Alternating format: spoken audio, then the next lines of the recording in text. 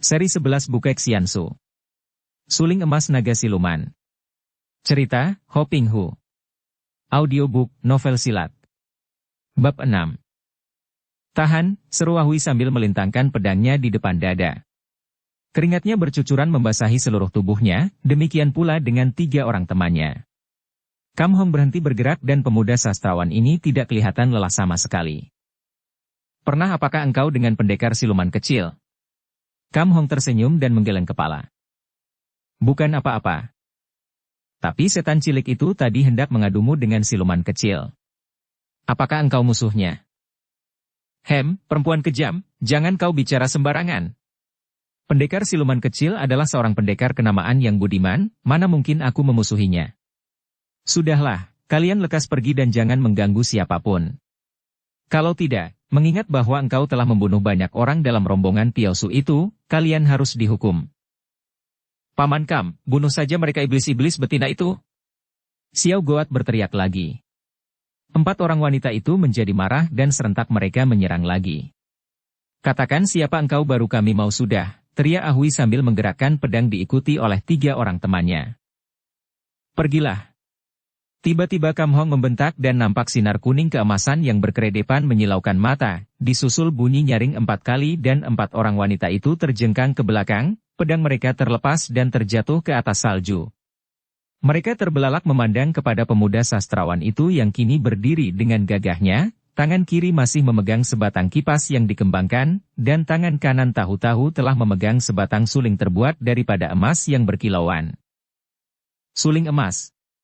Ahui merangkak bangun dan memandang kepada suling di tangan sastrawan muda itu dengan mata terbelalak. Nama pendekar suling emas pada waktu itu hanya sebagai dongeng pahlawan kuno belaka, dan biarpun pernah dihebohkan oleh dunia Kang Ou bahwa pendekar suling emas meninggalkan pusaka-pusaka, namun karena tidak ada yang berhasil mencarinya maka lambat laun berita itu lenyap ditelan waktu. Dan kini muncul seorang sastrawan muda yang bersenjata suling dan kipas secara lihai sekali, mirip dengan tokoh pendekar kuno itu. 4 orang wanita itu kini sudah bangkit, menyeringai kesakitan dan mengambil pedang masing-masing, tidak berani banyak lagak lagi dan Ahui lalu menjura ke arah Kam Hong. Kepandaian Tai Hiap sungguh hebat, kami mengaku kalah. Kami adalah utusan-utusan dari Sem Tai Hou, kami dikenal sebagai Su Biemoli, 4 iblis cantik. Agar kami dapat menyampaikan pelaporan kami kepada Sem Tai Hou, Ibu Suri ketiga, maka harap Tai Hiap Sudi memberitahukan nama dan... Kalian sudah melihat suling emas. Nah, cukup dan pergilah, kata Kam Hong dan sekali menggerakkan kedua tangannya, suling emas dan kipas sudah lenyap di balik bajunya. Suling emas. Kembali Ahui tergagap dan dia lalu memberi isyarat, mengajak teman-temannya pergi dari situ setelah menjura ke arah Kam Hong. Enaknya pergi begitu saja. Xiao Goat berteriak dan dia sudah mengepal salju dan dilontarkannya bola salju itu ke arah Ahui. Ahui menoleh. Kebetulan dia bertemu pandang mata dengan Kam Hong dan dia tidak berani mengelak. Plok! Bola salju mengenai mukanya sehingga berlepotan salju. Dia hanya mengusap salju itu dan membalikkan tubuh, pergi bersama teman-temannya dengan muka menunduk. Paman, kenapa engkau tidak membunuh mereka? Xiao Goat menegur Kam Hong. Akan tetapi Kam Hong tidak menjawab, melainkan balas bertanya. Apa maksudmu dengan menyebut-nyebut pendekar siluman kecil tadi? Aku tidak mengenalnya. Dia itulah yang menyombong, mengatakan bahwa di dunia ini pendekar siluman kecil merupakan jagoan nomor 1. Panas perutku mendengarnya maka aku menantang pendekar siluman kecil untuk diadu denganmu. Kam Hong memandang kepada Sim Hong Bu, pemuda cilik yang bermata tajam dan bertubuh kekar kuat itu. Melihat sinar mata yang demikian tajam penuh kejujuran dan keterbukaan, diam-diam Kam Hong merasa kagum dan suka. Saudara cilik, apakah engkau mengenal pendekar siluman kecil? Sim Hong Bu mengangguk bangga. Dia adalah bintang penolong kami semua di daerah perbatasan Honam. Sim Tek yang maklum bahwa dia berhadapan dengan seorang pendekar besar, lalu melangkah maju dan memberi hormat. Harap Tai Hiap Sudi memaafkan kami. Saya adalah Sim Tek dan ini keponakan saya Sim Hong Bu.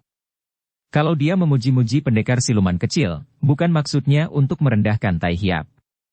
Kalau tidak ada Tai Hiap datang menolong, tentu kami dan nona cilik ini sudah mati di tangan mereka, oleh karena itu, terimalah hormat dan terima kasih kami, Tai Hiap. Kam Hong menggerakkan tangan seperti menangkis sesuatu, seolah-olah pernyataan terima kasih orang membuat dia merasa terpukul dan tidak enak sekali. Sudahlah. Xiao Goat, mari kita memeriksa para piausu itu. Mendengar ini, Xiao Goat teringat akan nasib para piausu, maka dia lalu mengangguk dan cepat Kam Hong menyambar dan memondongnya karena Xiao Goat sudah merasa lelah sekali dan sukar untuk menggerakkan tubuh saking lelah dan dingin dan juga laparnya. Dengan beberapa lompatan saja lenyaplah Kam Hong dari depan kedua orang pemburu itu yang memandang dengan melongo penuh kagum. Paman, dia itu lihai sekali. Entah siapa lebih lihai antara dia dan pendekar siluman kecil, kata pula Sim Hongbu penuh kagum. Pamannya menghela napas panjang. Hongbu, lain kali harap jangan engkau lancang menyebutkan nama pendekar siluman kecil. Untung bahwa pendekar sastrawan itu agaknya mengenal baik pendekar siluman kecil. Kalau kita bertemu dengan seorang di antara musuh-musuhnya, tentu kita akan mendapatkan kesusahan. Akan tetapi Hongbu yang selalu merasa kagum kepada orang-orang yang berilmu tinggi, seperti tidak mendengar teguran pamannya, dan dia berkata dengan pandang mata melamun. Sayang kita tidak mengetahui nama dan julukannya. Melihat senjata suling yang luar biasa itu, sepatutnya dia dikenal dengan julukan suling emas. Buktinya wanita-wanita lihai itu pun terkejut melihat suling emas dari tangannya, sungguh pun kipasnya itu juga luar biasa sekali. Sudahlah, mari kita pergi dari tempat berbahaya ini. Kita pergi untuk menyelidiki tentang Yeti, bukan untuk mencari permusuhan dengan siapapun. Keduanya lalu pergi, melangkah lebar-lebar dan meninggalkan tapak kaki di atas tanah yang tertutup salju tebal. Sementara itu, Xiao Goat berdiri memandang dengan wajah pucat kepada mayat-mayat yang berserakan di tempat itu. Mayat-mayat para piausu. Akan tetapi dia dan Kam Hong tidak dapat menemukan mayat Lau Sek sehingga mereka merasa heran sekali. Kemana perginya Lau Pek? Xiao Goat bertanya dengan suara khawatir. Aneh sekali. Tak mungkin dia dapat terhindar dari tangan maut iblis-iblis betina itu. Akan tetapi, jelas dia tidak terdapat di antara mayat-mayat ini. Biar kukubur mereka ini. Kam Hong lalu menggali lubang dan mengubur semua mayat itu dalam beberapa buah lubang yang dibuatnya di tempat itu. Setelah selesai, hari pun sudah menjelang senja dan dia mengajak Xiao Goat pergi dari situ. Kemana kita hendak pergi, Paman Kam? Aku sendiri tidak tahu. Aku pergi tanpa tujuan tertentu dan engkau. Kemanakah rombongan piausu itu hendak membawamu? Menurut kata Lau Pek, aku akan diantarkannya ke puncak Gunung Komaala. Ada keperluan apa pergi ke gunung itu? Gadis cilik itu memandang tajam, lalu menarik napas panjang. Lau Pek tadinya memesan kepadaku agar tidak membicarakan hal ini kepada siapapun juga, akan tetapi aku percaya kepadamu, Paman. Aku hendak diajaknya ke sana untuk mencari orang tuaku, sesuai dengan pesanan mendiang Kongkong kepada Lau Piausu. Diam-diam Kam Hong terkejut. Sungguh mengherankan mendengar bahwa orang tua gadis cilik ini berada di tempat seperti itu, di sebuah gunung yang amat sunyi dan berbahaya. Dan sikap mendiang kakek Kun sungguh penuh rahasia. Siapakah nama orang tuamu, Xiao Goat? Kembali sepasang mata yang bening itu menatap tajam, seperti orang yang meragu, akan tetapi akhirnya dia menjawab juga. Engkau sudah menceritakan nama dan rahasiamu kepadaku, Paman, biarlah aku menceritakan rahasiaku juga. Akan tetapi yang ku ketahui hanya sedikit.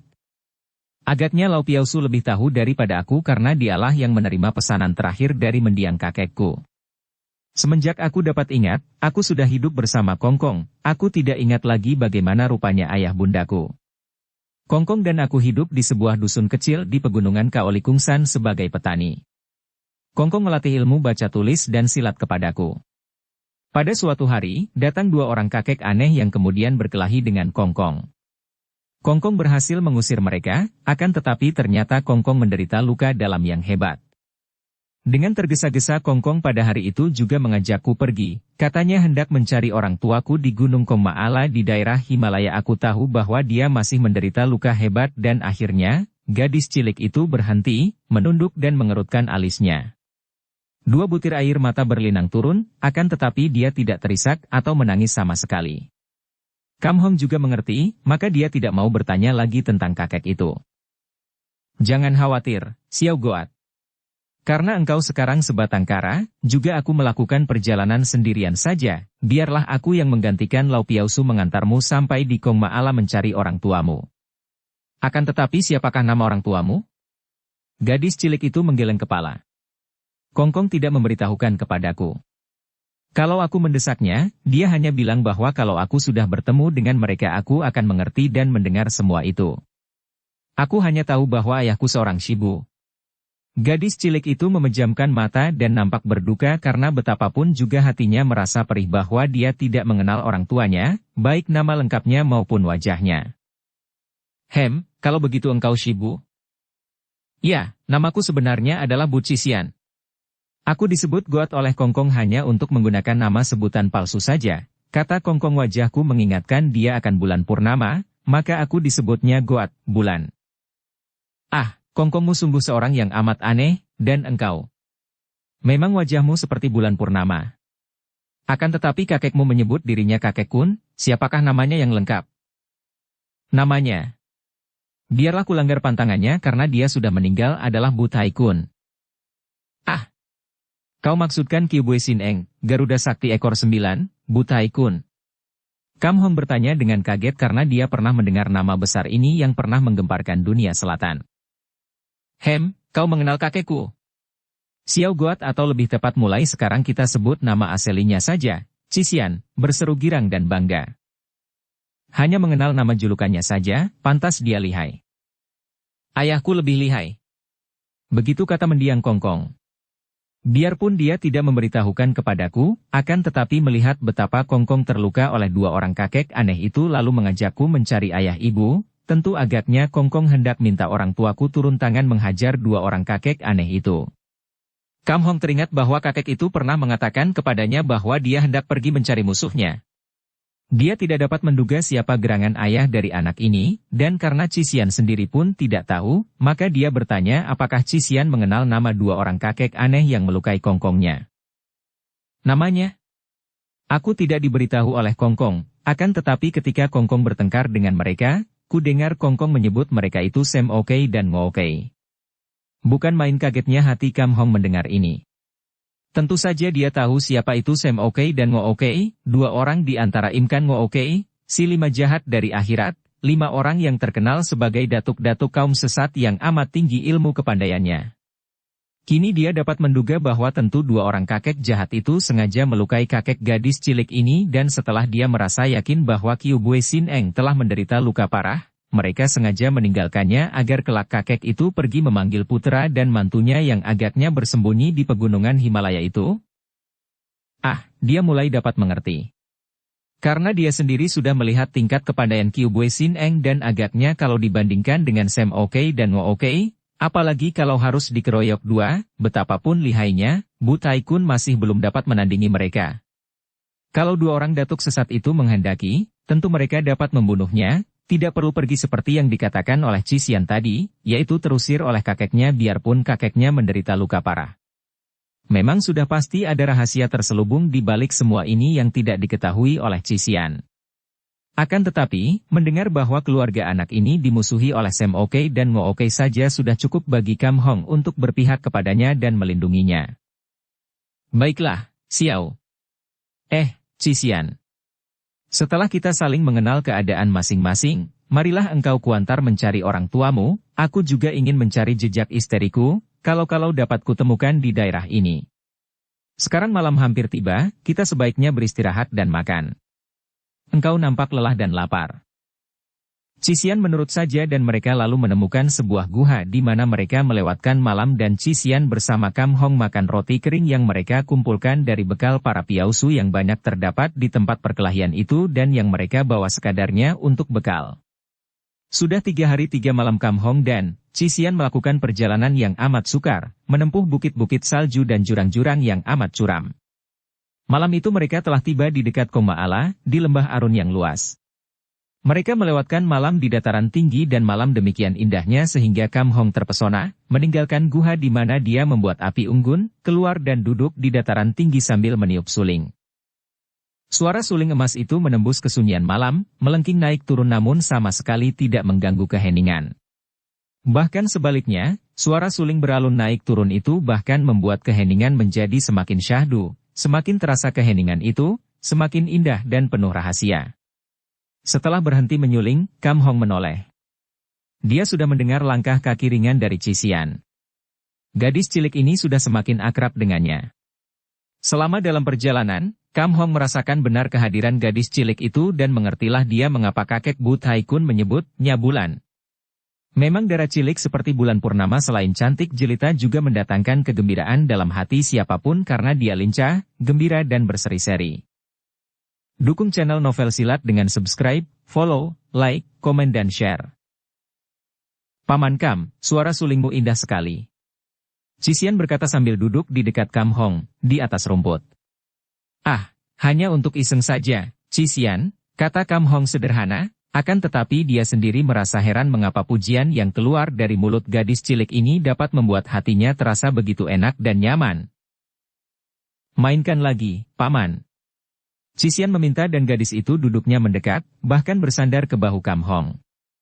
Memang sudah biasa dia bersikap kadang-kadang manja seperti itu, dan tidak jarang pula Kam Hong menggandengnya kalau melewati tempat sukar, bahkan memondongnya kalau harus berloncatan lewat jurang-jurang yang curam. Oleh karena itu, gadis cilik ini seperti menganggap Kam Hong pamannya sendiri, dan dia tidak ragu-ragu untuk merangkul atau memegang lengan pemuda itu. Baik, kumainkan lagu yang paling kusukai, dengarlah baik-baik, kata Kam Hong dan pemuda itu lalu meniup lagi sulingnya. Cisian lalu merebahkan kepalanya di atas pangkuan Kam Hong yang duduk bersila. Suasana kembali menjadi penuh pesona yang mujizat dalam keheningan yang terisi suara suling yang merdu itu. Setelah Kam Hong akhirnya menghentikan tiupan sulingnya, seolah-olah suara suling itu masih bergema dan mengalun di udara. Paman, engkau pantas benar berjuluk suling emas, tidak hanya sulingmu merupakan senjata ampuh, akan tetapi juga dapat mengeluarkan bunyi yang demikian indahnya. Kam Hong tidak menjawab, jantungnya berdebar tidak karuan, seluruh tubuhnya seperti kemasukan kilat yang membuatnya gemetar. Terjadi perang hebat di dalam batinnya. Terdapat dorongan aneh yang membuat dia ingin merangkul gadis cilik itu, ingin memeluk dan mendekapnya, akan tetapi kesadarannya melawan dan menolak. Paman. Kau kenapa? Cisian bangkit duduk dan memandang wajah yang matanya dipejamkan itu. Di bawah sinar bulan remang-remang wajah itu nampak putih pucat. Kam Hong sadar kembali, lalu memegang tangan Cisian dan menariknya bangkit berdiri. Tidak apa-apa, hayo kita mengaso, kembali ke guha. Malam itu Kam Hong gelisah dan tidak dapat memejamkan mata. Alisnya berkerut dan berkali-kali bibirnya bergerak memanggil nama yang selalu menjadi kenangannya. Vimoy. Vimoy. Pada keesokan harinya, mereka melanjutkan perjalanan. Mereka kini mulai mendaki lereng Komaala. Salju turun dengan cukup deras, membuat tanah penuh dengan salju tebal sehingga langkah-langkah kaki mereka amat berat dan meninggalkan tapak yang dalam. Tiba-tiba Kam Hong memegang tangan Cisian dan berhenti. Gadis cilik itu memandang dan bergidik. Di depan mereka terdapat mayat seorang laki-laki dalam keadaan mengerikan. Kaki tangannya terpisah, dan tubuh itu seperti dicabik-cabik. Darah berceceran di atas salju yang putih. Bukankah itu korban Yeti lagi, Paman? Cisian bertanya dengan suara lirih dan agak gemetar. Tiba-tiba, seperti menjawab pertanyaan itu, dari atas sana, dari puncak yang bersalju itu terdengar lengkingan yang dahsyat sekali. Lengkingan itu seperti menggetarkan seluruh lembah. Kam Hong menarik tangan Cisian untuk melanjutkan perjalanan. Gadis cilik itu merasa semakin dingin karena kengerian. Kedua tangannya yang sudah memakai sarung tangan tebal itu menutupkan kain bulu tebal untuk melindungi mukanya. Jalan semakin sukar dan tiba-tiba Kam Hong memondongnya. Pendekar ini lalu berloncatan ke depan, mendaki gunung itu dengan cepat sekali. Setelah melewati sebuah puncak kecil dan jalan agak menurun, kembali mereka berhenti dan kini Cisian memeluk pinggang Kam Hong, menggigil ketakutan.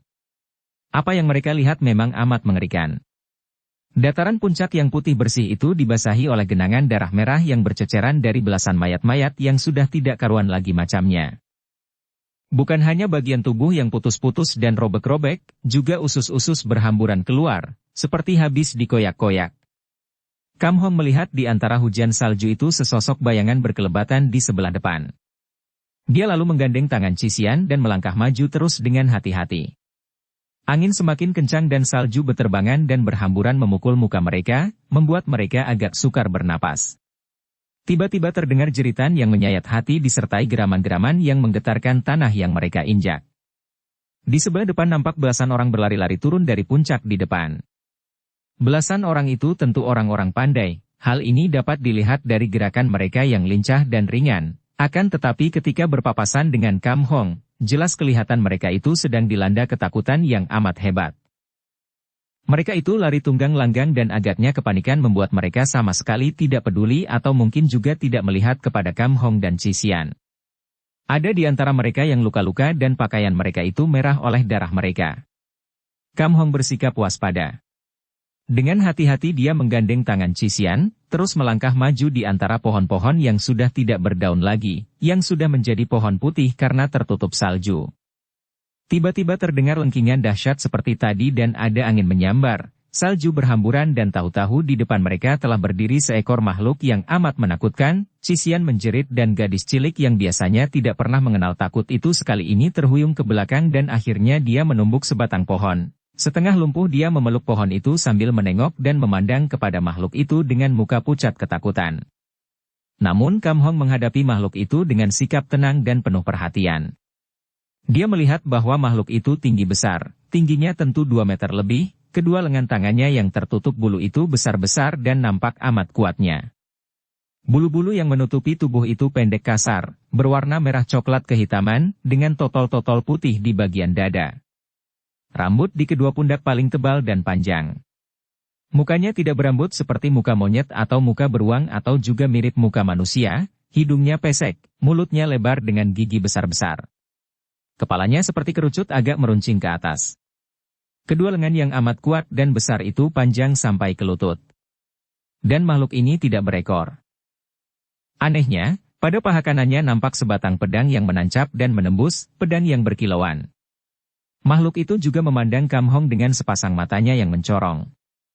Mulutnya bergerak sedikit dan dari kerongkongannya keluarlah suara geraman yang dahsyat. Kedua tangannya bergerak-gerak, jari-jari tangan yang besar dengan kuku panjang kuat dan agak melengkung seperti kuku harimau itu juga bergerak-gerak seperti hendak mencengkeram. Kam Hong mengukur dengan pandang matanya. Dia tahu bahwa makhluk ini tentu memiliki kekuatan yang luar biasa dahsyatnya. Buktinya banyak sudah orang yang dibunuhnya dengan ganas, dicabik-cabik, dan bahkan orang-orang yang melarikan diri tadi dia lihat rata-rata memiliki ginkang yang cukup tinggi, namun mereka itu lari ketakutan, tanda bahwa mereka tidak kuat menanggulangi amukan makhluk ini. Makhluk ini ganas sekali, lebih baik mendahuluinya daripada harus mempertahankan diri diserang oleh makhluk buas ini. Dia tahu bahwa serangan-serangan seorang ahli silat adalah teratur dan karenanya dapat dihadapinya dengan baik karena dia memiliki dasar ilmu silat tinggi. Akan tetapi serangan makhluk buas seperti ini tentu ganas dan tidak teratur, mengandalkan kekuatan yang luar biasa dan naluri yang amat peka. Aku harus mendahuluinya, pikirnya dan tiba-tiba Kam Hong meloncat ke depan dengan cepatnya. Baju bulunya yang lebar itu berkibar dan dia sudah mengirim pukulan ke arah dada makhluk itu dengan pengerahan tenaganya. Duh! Pukulan itu sedemikian kuatnya sehingga tubuh makhluk itu tergetar dan terdorong ke belakang, akan tetapi anehnya, makhluk itu tidak roboh terjengkang. Sebaliknya Kam Hong merasa betapa pukulannya itu seperti bertemu dengan gunung baja yang amat kuat. Makhluk itu mengeluarkan gerengan dahsyat dan secepat kilat tangan kirinya menyambar ke arah muka Kam Hong. Pemuda ini sejenak tadi tertegun, akan tetapi tidak kehilangan kecepatannya untuk menarik tubuh ke belakang sehingga tamparan kuku-kuku tajam itu hanya mengenai angin belaka. Diam-diam Kam Hong merasa terheran-heran. Kalau makhluk ini merupakan seekor binatang buas, tentu hanya memiliki tenaga otot kasar saja. Akan tetapi bagaimana mungkin dapat menahan pukulannya yang dilakukan dengan pengerahan sinkang amat kuat yang akan membobolkan semua pertahanan tenaga kasar? Hanya lawan yang memiliki tenaga sinkang kuat saja yang akan mampu bertahan. Apakah makhluk ini memiliki tenaga sakti pula? Akan tetapi lawannya tidak memberi banyak kesempatan kepadanya untuk banyak memikirkan hal aneh itu karena kini dengan gerengan-gerengan buas, agaknya marah, makhluk itu sudah menerjang lagi. Dan kembali Kam Hong yang berloncatan ke sana-sini untuk menghindarkan kuku-kuku tajam itu terkejut dan heran. Makhluk itu mampu bergerak dengan luar biasa ringannya. Ini hanya gerakan dari ilmu ginkang yang sudah masak, pikirnya. Mungkinkah makhluk yang seperti binatang ini selain memiliki sinkang yang kuat juga memiliki ilmu meringankan diri? Bergidik rasa hati Kam Hong saking ngerinya. Apakah dia bertemu siluman? Ataukah semacam makhluk sakti seperti Cao Tian atau Sun Gokong itu raja kera di dalam dongeng Xiu? Jangan-jangan makhluk ini, seperti Sun Gokong, dapat menghilang pula, pikirnya ngeri. Akan tetapi, hampir saja dadanya kena dicengkeram ketika Kam Hong dalam lamunannya menjadi agak kurang cepat mengelak. Bret! Sedikit bajunya robek oleh cengkeraman itu. Cepat Kam Hong mencabut suling emasnya. Dia tidak mau mempergunakan kipasnya. Makhluk itu terlalu kuat untuk dihadapi dengan kipasnya, dan dia khawatir selain tidak ada gunanya juga kipasnya akan rusak. Maka kini dia membalas dengan totokan-totokan yang dilakukan dengan sulingnya. Akan tetapi makhluk itu pandai sekali mengelak. Nalurinya sedemikian tajamnya sehingga mengatasi semua kesigapan gerak seorang ahli silat manapun. Setiap totokan suling itu dapat dielakkan, dan kalau sekali dua kali suling itu mengenai sasaran, maka kenanya itu meleset karena gerakan makhluk itu terlalu cepat, dan agaknya makhluk itu memiliki kekebalan luar biasa sehingga tusukan suling yang dapat menghancurkan batu karang itu baginya seperti tubuh yang dipijit tangan dengan jari halus saja. Sedikit pun tidak terasa agaknya. Kam Hong merasa penasaran.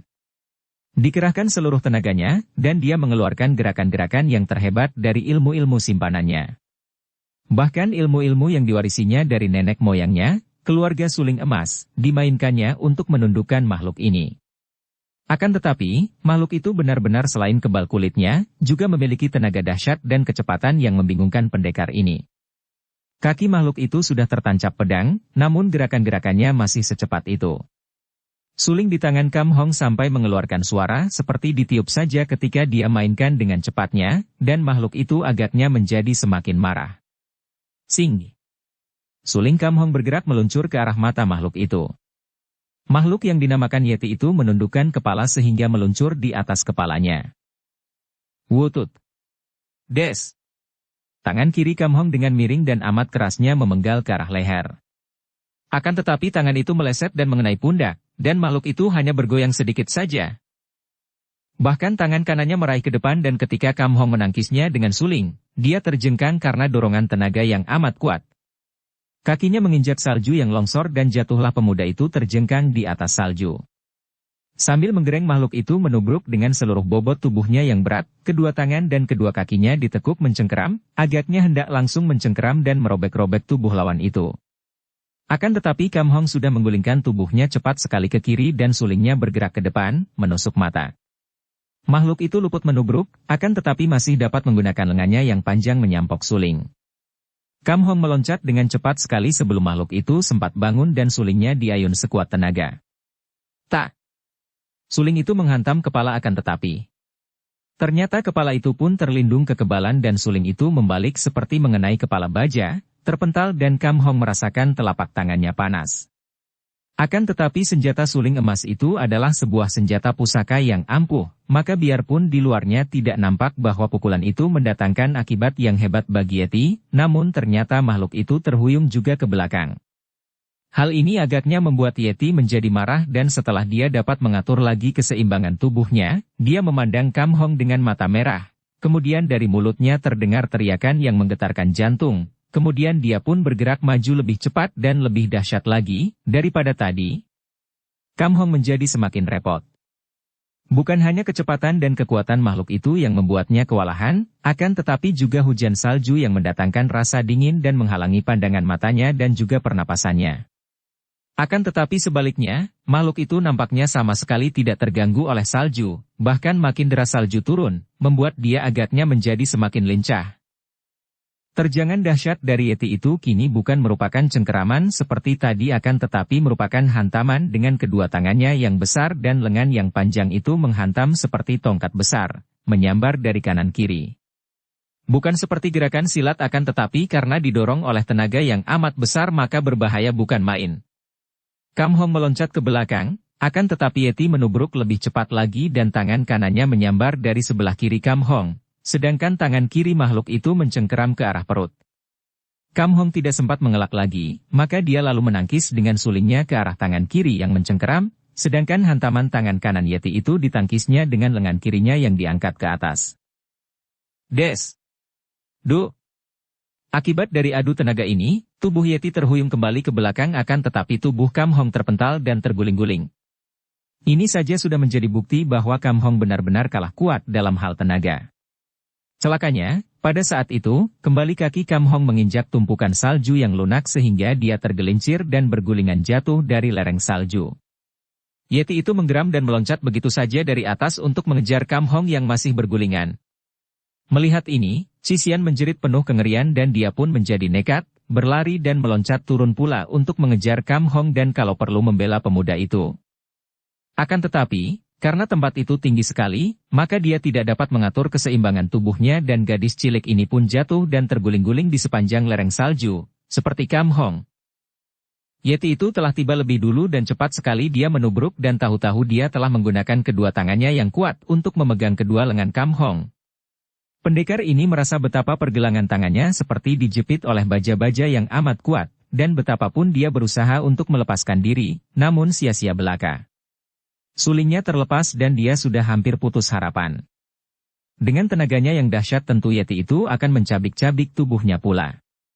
Kekalahan dan putus asa membuat Kam Hong tidak melawan lagi, hanya dia mengerahkan tenaga untuk menahan jika makhluk itu hendak menarik putus kedua lengannya. Tiba-tiba pada saat yang amat genting dan berbahaya bagi nyawa Kam Hong itu, angin bertiup kencang sekali dan terdengarlah suara bergemuruh dari atas. Tanah bersalju yang berada di bawah kaki Kam Hong itu tergetar dan bergoyang-goyang. Yeti dan Kam Hong menoleh dan melihat ke arah suara gemuruh itu. Tiba-tiba Yeti mengeluarkan suara melengking dahsyat dan dia melemparkan Kam Hong ke samping, kemudian dengan sikap amat ketakutan dia meloncat ke kanan, terus berloncatan dengan kecepatan seperti terbang meninggalkan tempat itu. Kam Hong terpelanting, akan tetapi dia tidak mempedulikan hal ini karena dia terus memandang ke arah puncak gunung penuh salju itu. Suara makin bergemuruh dan dengan mata terbelalak dia melihat betapa sebagian dari puncak itu longsor dan kini salju menimpa turun seperti air bah, diikuti batu-batu es yang amat besar menggelundung ke bawah, ke arah tempat itu. Qixian, teriaknya dan dia melihat gadis cilik itu merangkak-rangkak karena Qixian juga baru saja dapat mengatasi kepeningannya karena bergulingan dari atas tadi.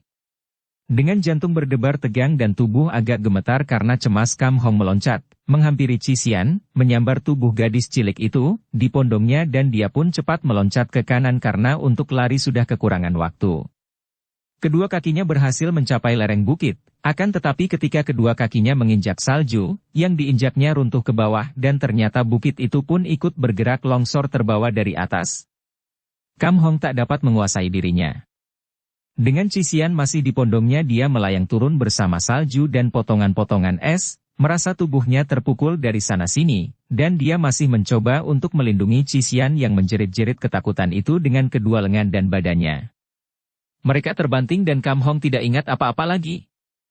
Runtuhnya sebagian dari tumpukan es dan salju di puncak gunung itu selain mendatangkan suara gemuruh yang hiruk-pikuk seolah-olah dunia hendak kiamat, juga menimbulkan debu salju yang mengebul sampai tinggi dan turun seperti embun. Banyak batu-batu dan pohon-pohon gundul yang tertutup salju dilanda arus salju dan batu-batu es ke bawah kemudian memasuki dan memenuhi jurang-jurang yang curam di bawah kaki gunung. Mati hidup manusia merupakan hal yang wajar. Dan seperti segala sesuatu di alam maya pada ini, di dalam kewajaran terkandung rahasia-rahasia kegaiban yang amat luar biasa dan menakjubkan. Kegaiban yang sama sekali tak terselami oleh pikiran. Segala sesuatu yang terjadi di dalam alam raya ini, dari beraraknya awan, berputaran dunia, tumbuhnya pohon-pohon, kehidupan segala makhluk, semua adalah berjalan dengan wajar dan karenanya mengandung ketertiban yang amat indah. Di dalam segala kewajaran yang penuh kegaiban itu termasuk juga kehidupan dan kematian. Wajar, karenanya gaib. Menurut jalan pikiran, orang yang sudah terlanda bertonton salju dan es yang runtuh ke bawah, seperti yang dialami oleh Kam Hong dan Qixian, tentu tidak mungkin dapat terluput dari kematian. Namun kenyataannya tidaklah demikian. Secara kebetulan, mereka itu berada di lereng, bukan di dasar kaki gunung, sehingga salju yang longsor itu hanya lewat saja di atas mereka. Dan kebetulan, pula Kam Hong dan Qixian lebih dulu teruruk oleh bukit kecil yang runtuh sehingga mereka seperti terlindung dan biarpun keduanya pingsan karena dilalui oleh longsoran salju dan balok-balok es sebesar itu, namun mereka tidak sampai tewas. Lebih kebetulan lagi bahwa kepala mereka tidak sampai terpendam salju, karena kalau hal ini terjadi, dalam keadaan pingsan itu tentu mereka takkan bernapas dan akan tewas juga. Lama setelah salju yang longsor itu sudah lewat dan keadaan menjadi sunyi kembali, angin yang tadi bertiup kencang itu agaknya sudah lewat dan tidak ada sedikit pun angin bergerak, Kam Hong siuman dari pingsannya. Dia mendapatkan dirinya rebah miring, dari pinggang ke bawah terpendam salju. Ada bongkahan-bongkahan es sebesar kerbau bunting di sekitar tempat itu, dan dia merasa heran mengapa dia masih dapat hidup. Padahal tertimpa satu saja di antara batu-batu es besar itu, tentu tubuhnya akan remuk.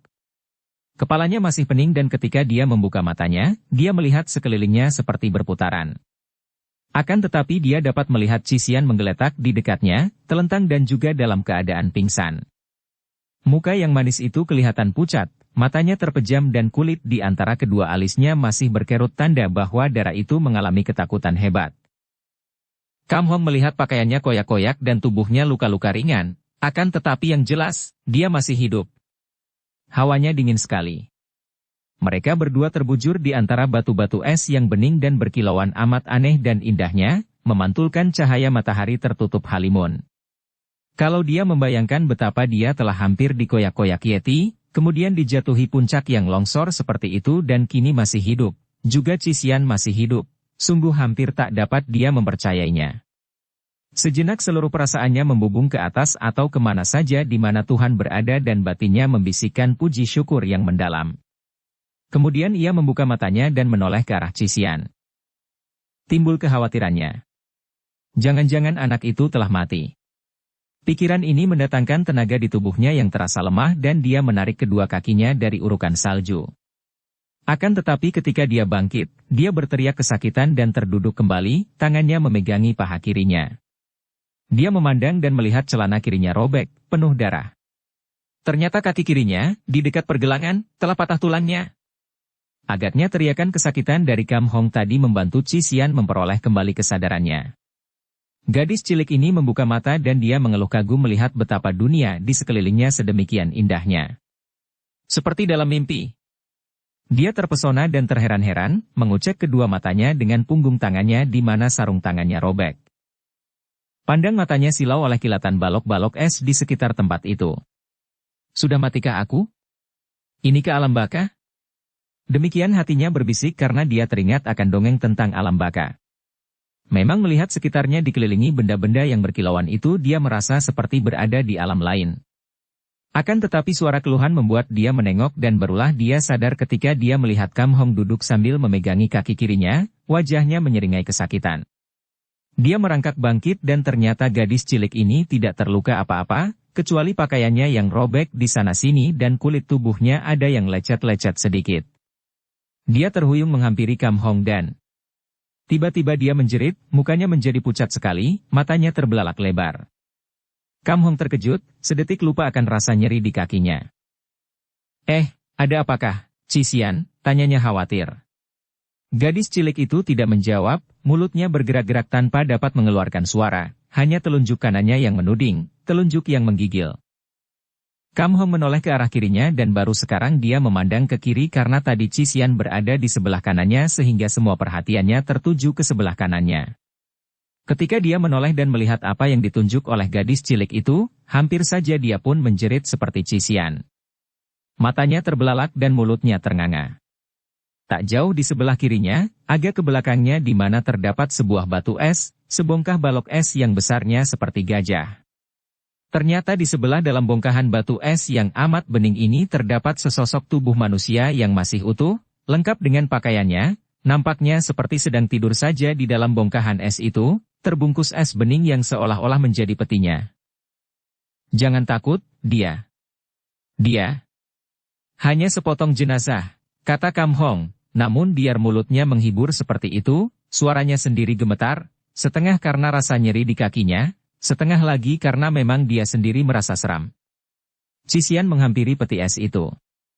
Dengan mata terbelalak dia memperhatikan tubuh manusia dalam es itu. Sungguh mengerikan. Wajah laki-laki setengah tua itu seperti masih hidup saja. Matanya setengah terbuka, bola matanya masih berkilau karena dilapisi es yang berkilauan. Mukanya masih agak kemerahan. Muka yang tampan dan gagah, akan tetapi mulutnya itu ditarik seperti orang yang merasa berduka. Pakaiannya aneh, dan Cisian teringat akan gambar-gambar manusia zaman dahulu. Pakaian yang amat kuno sekali, mungkin sudah ribuan tahun usianya. Akan tetapi pakaian itu, seperti juga tubuh itu, masih utuh dan sama sekali tidak kelihatan lapuk atau rusak. Yang menarik hati Cisian adalah ketika dia melihat kedua tangan mayat itu yang dirangkap di depan dada dan kedua tangan itu dengan jari-jari tangan yang kelihatannya memegang dengan hati-hati dan erat-erat, memegang sebuah boneka kecil, yang kurang lebih 20 cm panjangnya. Boneka itu telanjang, dan di tubuh boneka yang putih itu nampak guratan-guratan dan huruf-huruf kecil yang terukir secara aneh. Karena tertariknya dan keadaan mayat dalam es ini, Cisian seperti melupakan Kam Hong. Baru setelah dia mendengar pemuda itu mengeluh, dia menengok dan melihat Kam Hong merobek celana kirinya dan membuka kaki yang berdarah itu, dia terkejut dan cepat menghampiri. Kakimu kenapa, Paman? Tanyanya sambil berlutut dan memandang khawatir. Agaknya tulangnya patah, Cisian. Biar ku bersihkan darahnya. Au! Pemuda itu menggigit bibir menahan nyeri. Biar aku yang membersihkannya, Paman. Engkau canggung benar dan kedua tanganmu takkan mencapai kakimu yang dilonjorkan. Cisian lalu membersihkan luka itu, mempergunakan sapu tangannya. Darahnya sudah membeku, dan dengan hati ngeri dia melihat bahwa di atas pergelangan kaki kiri itu kulitnya pecah dan melihat bentuk kaki itu mudah diduga bahwa memang tulangnya patah. Agaknya memang patah tulangnya. Habis bagaimana baiknya, Paman? Kam Hong mengeluarkan buntalan dari balik jubahnya yang robek-robek, membuka buntalan dan mengeluarkan sebuah botol kecil terisi obat bubuk hijau. Cisian, aku sendiri tidak mungkin menarik kakiku, maka kau bantulah aku menarik kakiku agar tulangnya yang patah itu dapat bertemu kembali. Lalu kau pergunakan obat penyambung tulang ini, campur dengan salju dan paramkan di sekitar kaki yang patah, kemudian balut dengan kuat-kuat. Baik, Paman. Cisian, atas petunjuk Kam Hong, lalu mencari 6 batang kayu, sepanjang 15 cm, kayu dari ranting yang cukup kuat, kemudian dia mencampur isi botol itu dengan salju cair dan dia membuat balut dari lapisan baju bulunya yang tebal, kain pembalut yang cukup panjang. Sekarang kau duduklah di depan kakiku, pegang kakiku dengan kedua tangan dan kerahkan tenagamu untuk menarik sekuatnya. Jangan lepaskan sebelum aku beri tanda, dan kalau aku sudah memberi tanda, engkau lepaskan perlahan-lahan agar tulang itu dapat bertemu kembali dengan bagian atas. Mengerti? Cisian merasa ngeri, maklum bahwa sastrawan itu sedang menderita nyeri yang amat hebat, maka dia mengangguk dengan yakin sambil menelan ludah. Lalu dia duduk di depan kaki kiri yang patah tulangnya itu, menggunakan kedua tumit kakinya untuk mencari tempat menahan tubuhnya, kemudian dia memegang kaki sastrawan itu di bawah pergelangan kaki. Nah, mulai tarik, kata Kam Hong yang sudah mengerahkan tenaga untuk menahan kakinya. Cisian menarik sekuatnya, sedikit demi sedikit. Dia melakukan ini sambil memandang kaki itu, kemudian dia mengangkat muka memandang wajah Kam Hong. Hampir dia melepaskan kaki itu ketika melihat betapa wajah sastrawan itu jelas memperlihatkan penderitaan hebat. Sastrawan itu menggigit bibirnya, kedua tangan memegangi paha kaki kiri bertahan, matanya setengah terpejam dan di dahinya timbul keringat, padahal hawanya demikian dingin. Cisian mengerahkan tenaga menarik terus sampai terasa olehnya pergelangan kaki yang ditariknya itu mengeluarkan bunyi krek-krek. Pas. Perlahan. Lahan, terdengar Kam Hong berkata dengan terengah-engah. Cisian mengendurkan tenaganya sedikit demi sedikit dan tulang yang patah itu pun dapat bertemu kembali. Lekas, beri obat itu. Dan pasang kayu-kayu itu di seputar kaki dan balut. Cisian melakukan semua itu dengan cekatan, terdorong oleh rasa khawatirnya dan rasa kasihan kepada sastrawan ini. Semua obat bubuk hijau yang sudah dicampur dengan salju cair itu diparamkan di seputar luka, kemudian dia memasang kayu-kayu itu di seputar kaki dan mulai membalut. Atas petunjuk Kam Hong, dia membalut dengan pengerahan tenaga sehingga kaki itu terjepit dan tidak akan berubah lagi letak tulangnya. Setelah selesai, Kam Hong menarik napas lega dan mengusap keringat di dahi dengan ujung jubahnya. Terima kasih, Cisian. Kaki itu akan tersambung kembali tulangnya dalam waktu beberapa hari saja. Cisian memandang wajah itu. Mereka saling pandang dan Cisian melihat wajah itu agak pucat, akan tetapi tersenyum. Baru sekarang dia melihat sastrawan yang biasanya muram itu tersenyum, senyum yang bebas dan wajar, tidak seperti biasanya kalau sastrawan itu tersenyum maka senyumnya itu senyum masam. Paman Kam, kalau mau bicara tentang terima kasih, akulah yang harus berterima kasih kepadamu. Engkau telah menumpuk budi, dan kalau tidak ada engkau, agaknya sudah berkali-kali aku mati. Mana mungkin orang mati berkali-kali? Dia itu sekali mati sampai 1000 tahun tak dapat bangun lagi untuk mati kembali. Kam Hong menuding kepada mayat dalam es itu. Cisian cepat menoleh. Baru dia teringat akan mayat yang aneh itu sekarang setelah Kam Hong bicara tentang itu. Segera dia mendekatinya lagi dan memeriksa dengan teliti dari segala jurusan. Dia seperti masih hidup saja, Paman, teriaknya penuh gairah dan kegembiraan. Sungguh ajaib. Bagaimana mendadak di tempat seperti ini muncul mayat yang kuno ini dalam balok es? Dan boneka di tangannya itu. Sungguh indah sekali. Kam Hong menjadi tertarik sekali melihat sikap Cisian. Dengan menggunakan kekuatan kedua tangannya bertopang pada batu menonjol tertutup salju, dia bangkit berdiri di atas satu kaki. Kebetulan dia berdiri di tempat yang agak tinggi dan sebelum dia menghampiri Cisian, tanpa disengajanya dia melihat ke sekeliling tempat itu. Matanya terbelalak dan dia mengeluarkan seruan kaget yang membuat Cisian melompat dan menghampirinya, karena gadis ini mengira tentu pendekar itu melihat hal yang lebih aneh lagi daripada mayat dalam balok es itu. Ada apakah, Paman? Tanyanya dengan cemas dan dia sudah memegang lengan Kam Hong sambil melihat pula ke sekeliling. Dan dia pun melihat apa yang membuat pendekar sakti itu terkejut, dan dia sendiri terbelalak. Wah, tempat ini dikelilingi jurang. Dan gadis tanggung itu lalu melepaskan lengan Kam Hong, berlari-lari untuk memeriksa sekeliling tempat mereka itu. Hati-hati, Cisian, jangan sampai jatuh. Awas salju longsor. Kam Hong memperingatkan dan sambil berloncatan dengan sebelah kaki saja dia pun mengejar untuk melindungi darah itu. Mereka memeriksa sekeliling tempat itu dan memang tempat itu kini merupakan tempat yang terpencil. Akibat longsor hebat itu, tempat ini menjadi terkurung oleh jurang-jurang yang amat curam dan agaknya tidak mungkin dapat dituruni, apalagi dengan sebelah kaki patah tulangnya seperti Kam Hong. Mereka terjebak dalam tempat yang agaknya tidak ada jalan keluarnya. Wah, bagaimana kita dapat melanjutkan perjalanan, Paman? Tenanglah, Cisian. Andai kata tempat ini tidak terkurung, tetap saja kita tidak dapat melanjutkan perjalanan sebelum tulang kakiku tersambung dan sembuh kembali. Sebaiknya kita mencari tempat untuk tinggal selama beberapa hari ini di sekitar sini. Bersambung ke bab 7. Dukung kami dengan subscribe, follow, like, komen dan share. Terima kasih.